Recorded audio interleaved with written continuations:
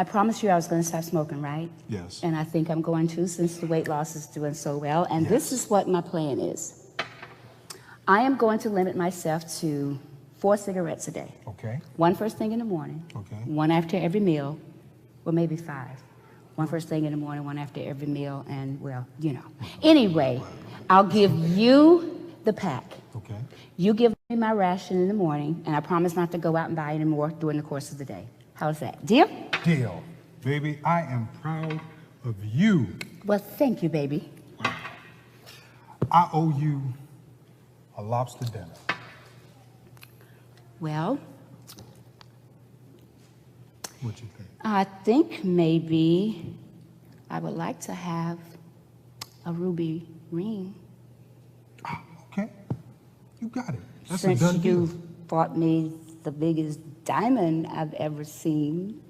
How Or about better yet, let's hold off on that. And What?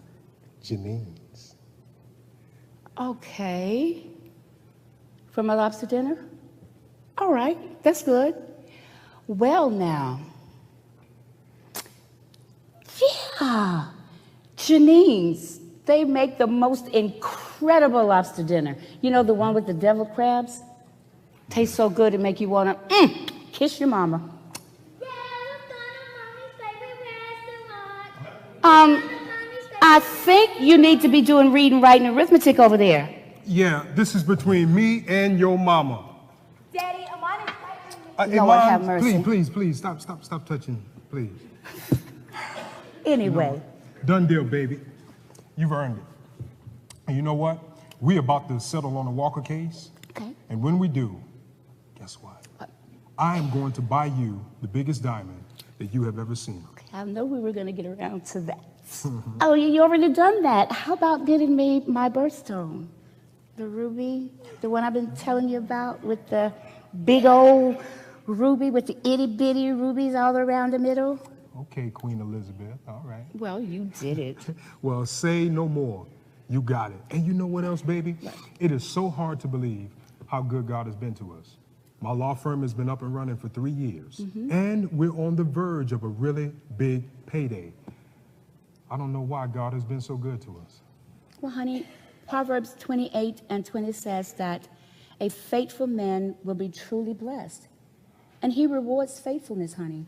You've been faithful to God. You've been faithful to the church. But most importantly, honey, you've been faithful to me. I love you. The girls adore you. Honey, you had a dream and you made it happen. What's the matter? Oh, everything's okay. It's okay. Well, it's getting late, and I hate to break up our tender little moment, so I'm going for my run. You'll settle the girls in? Yeah, I'll make sure they're settled, baby. You sure you're okay? Yeah, I'm good. I'm good. Love you. I love you too, sweetie. Okay.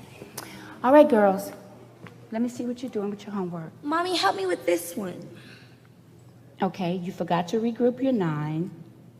You make the 8. See? Told you so. All righty. Okay, I'll see you when I get back, sweetheart. All right. Jackie, don't forget your inhaler. Oh, thank you.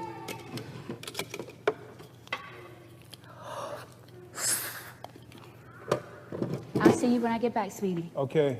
Bye, Mommy. Bye, Mommy.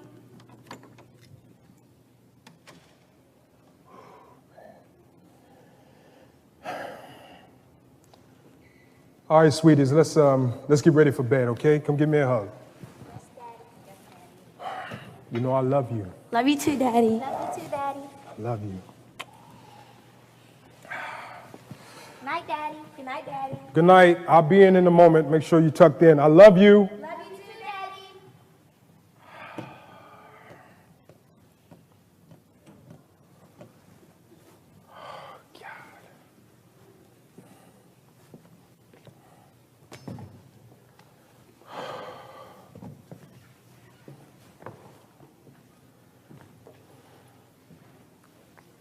Lord, how do you even stand the sight of me?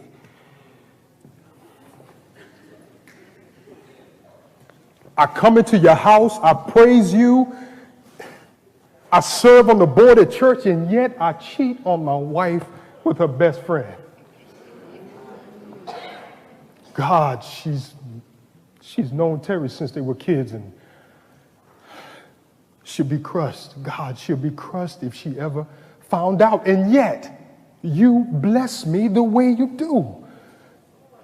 How can you still love me?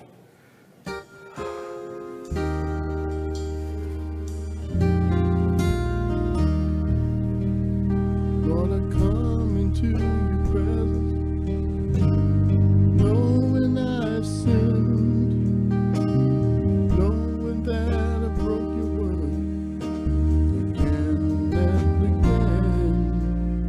Lord, I come into your presence, even though I broke your heart, and yet I come here praying that you'll give me a brand new start. Lord, I know that I have hurt you, and I know that I've done wrong, and sometimes I don't feel worthy, Lord, to even sing your songs. But I know there's nowhere else to go if I want to be set free. So I cry, Lord Jesus, help me. So I cry, Lord Jesus, help me.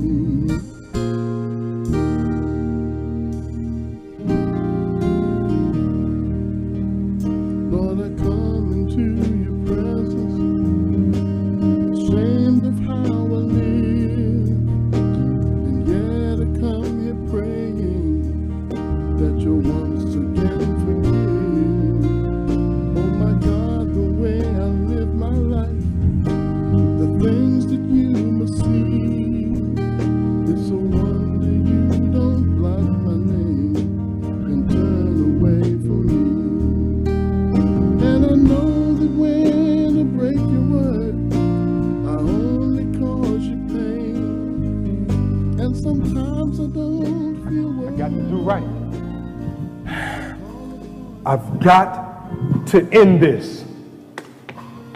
Lord, help me end this.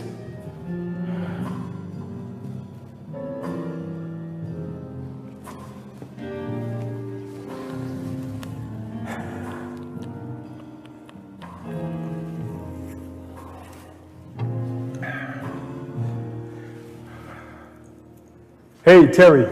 Yeah, it's me. Listen, we need to go someplace private. No. Because we really need to talk. Oh, okay, Mr. Watson. You said you had a 5-minute recess? Oh, okay, no problem. I can look that up for you. Sure. What volume? Okay, hold just a second, please.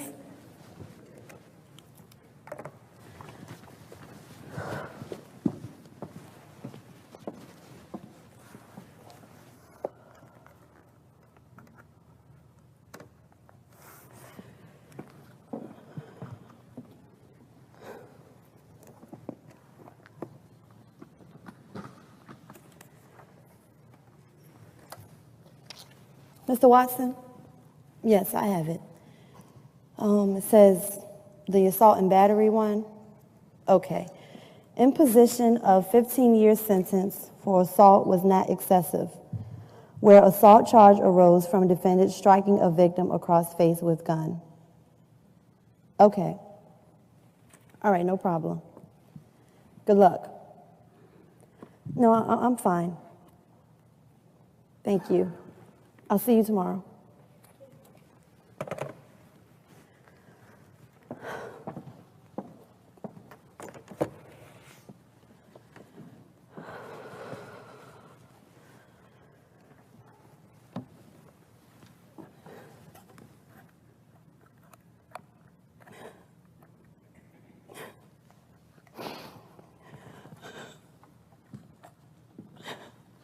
Good morning, Ms. Ellis.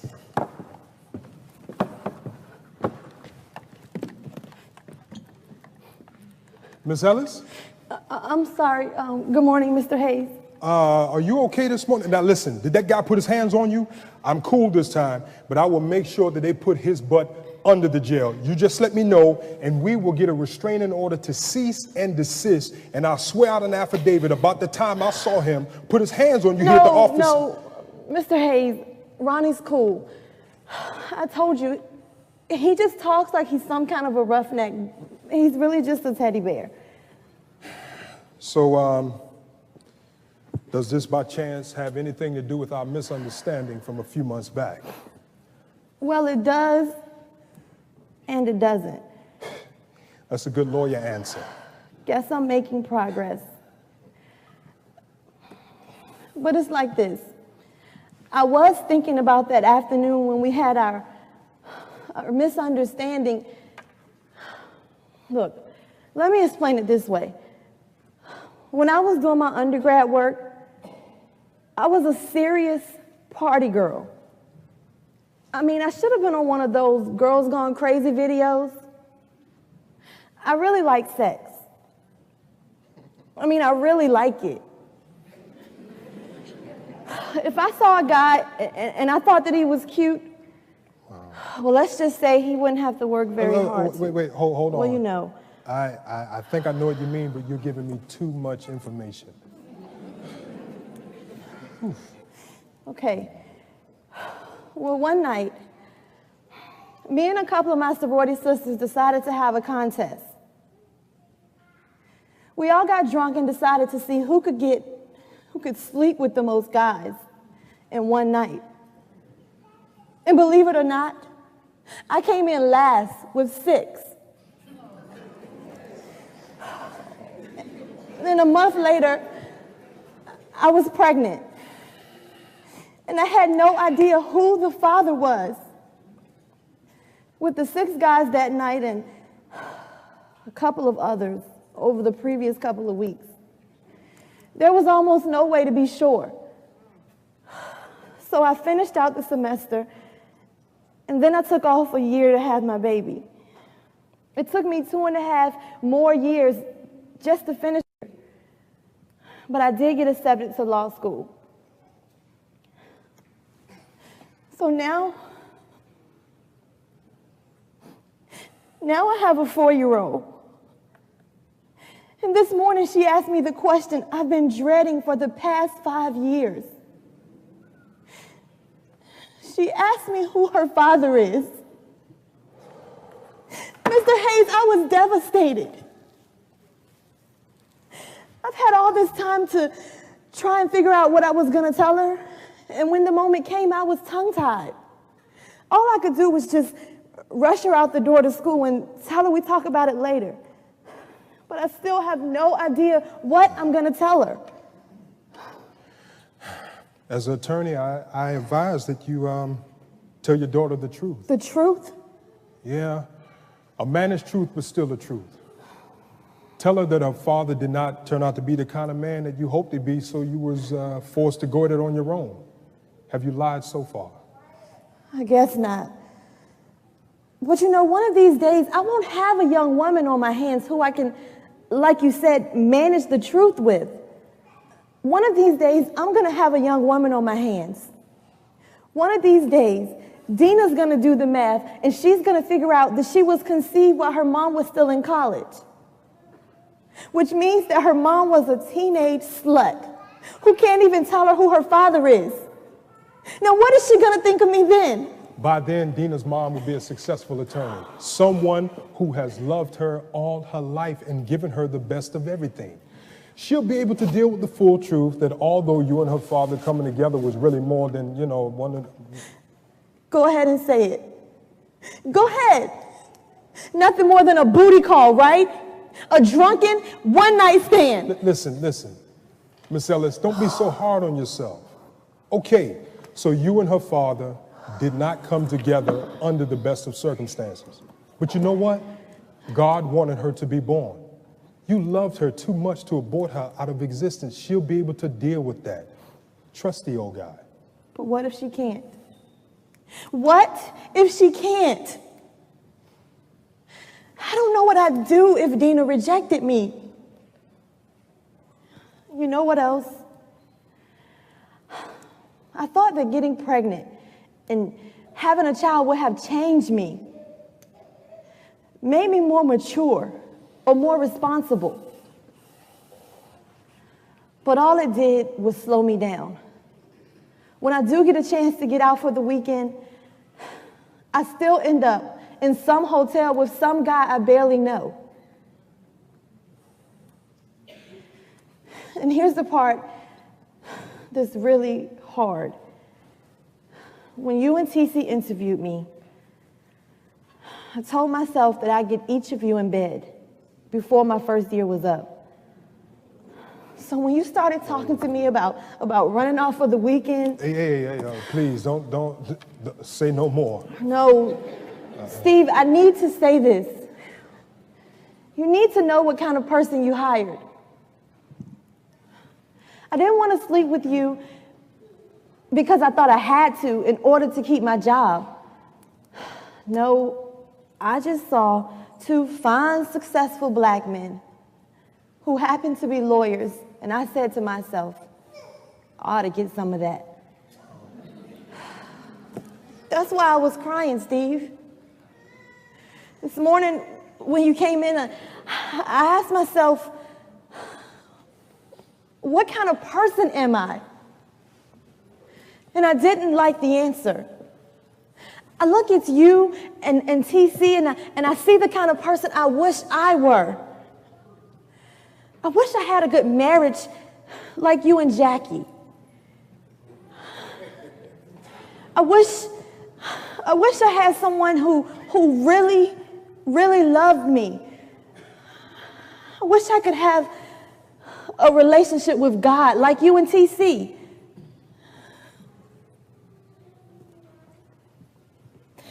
But God wouldn't want anything to do with me. I don't even want anything to do with me.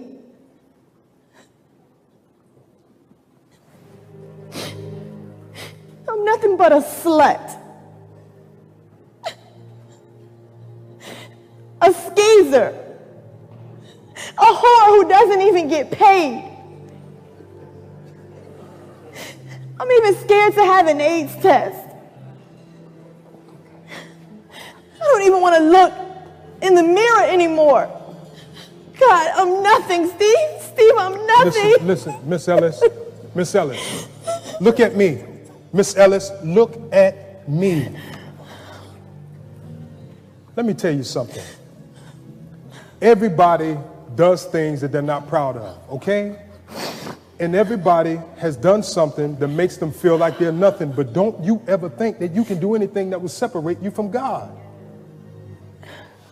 Don't you realize that God values you highly?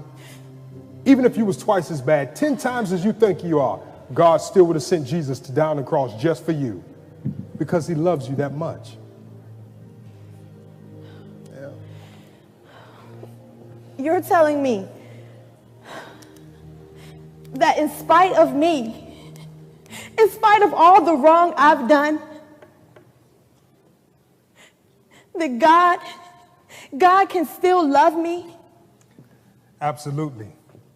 Hey, he can love somebody like me. Now, I'm pretty sure TC told you what I did to go to prison, but guess what? He didn't tell you everything that I was into before that, okay? Let's just say there's some things that I better not own up to. But when I was locked up, you know, my pastor came to see me. He said, Steve, I don't care what you've done. God's love saved from the guttermost to the uttermost, and he wants to save you. Then he prayed for me. I believed him.